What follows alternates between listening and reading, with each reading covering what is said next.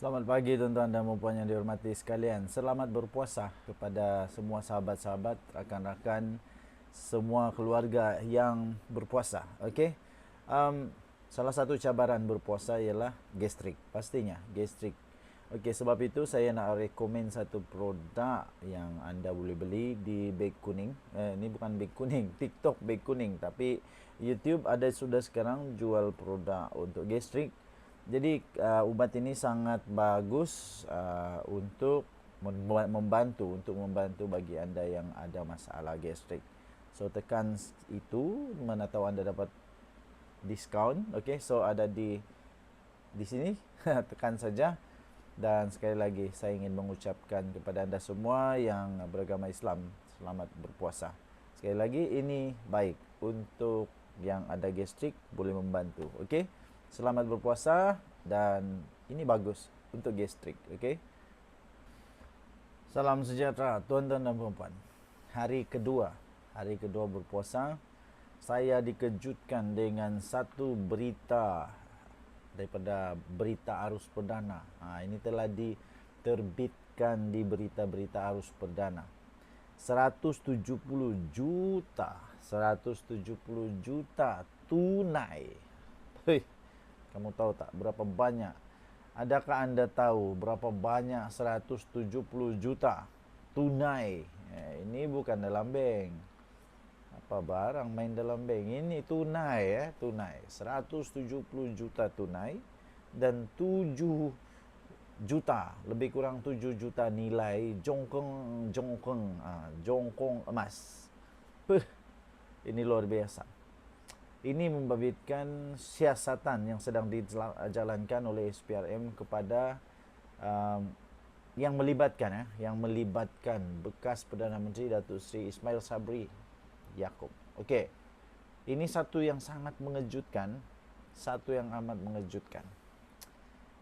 Okey, persoalan saya bukan hanya kepada bagaimana 190 juta tunai ini boleh ada dalam hanya masa beberapa bulan. Tak sampai 2 tahun begitu. Jongkong emas pula lagi tu. Oish. Okey, persoalan yang seterusnya ialah siapa lagi yang terlibat? Siapa lagi yang terlibat? Siapa lagi sebenarnya yang terlibat dalam perkara ini? Dikabarkan ada 10 orang saksi telah pun dipanggil untuk memberikan keterangan. Okey, pada waktu itu kalau anda masih ingat, Perdana Menterinya siapa? Datuk Seri Ismail Sabri Yaakob.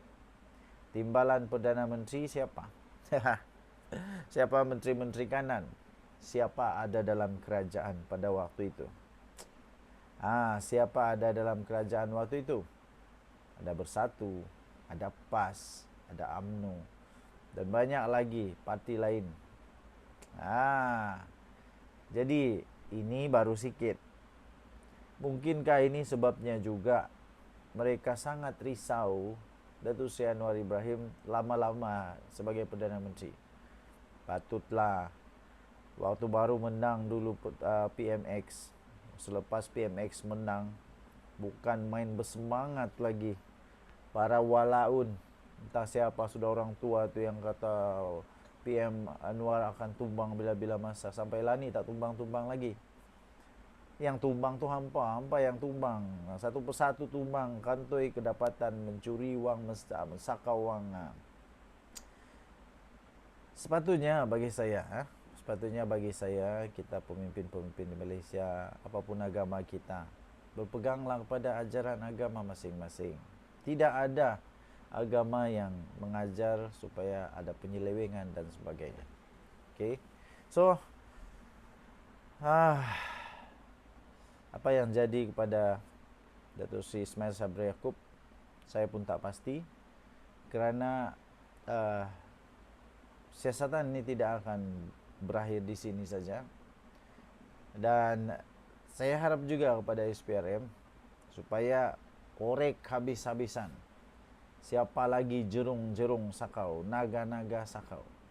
Jangan hanya kepada orang kanan Datuk Seri Ismail Sabri Yaakob.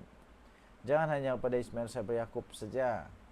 Jangan hanya kepada mereka saja. Tapi korek dalam-dalam siapa lagi. Mana tahu kan?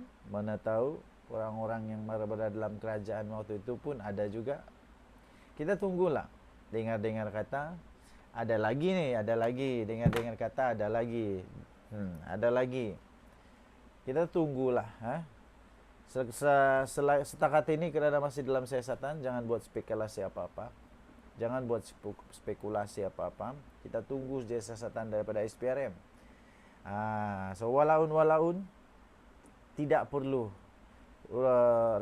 rasa gundah gulana, tak perlu tiba-tiba muroyan, tak perlu tiba-tiba muroyan. Jangan risau, jangan gundah gulana, jangan tiba-tiba muroyan, jangan tiba-tiba muroyan. Heran juga aku bila tang Datuk Seri Ismail Sabri Yaakob senyap polaun. Heran juga aku bila kena Datuk Seri Ismail Sabri Yaakob, Muhyiddin Yassin senyap, Hamzah Zaminuddin senyap. Kenapa tak balun habis-habisan? Balun lah.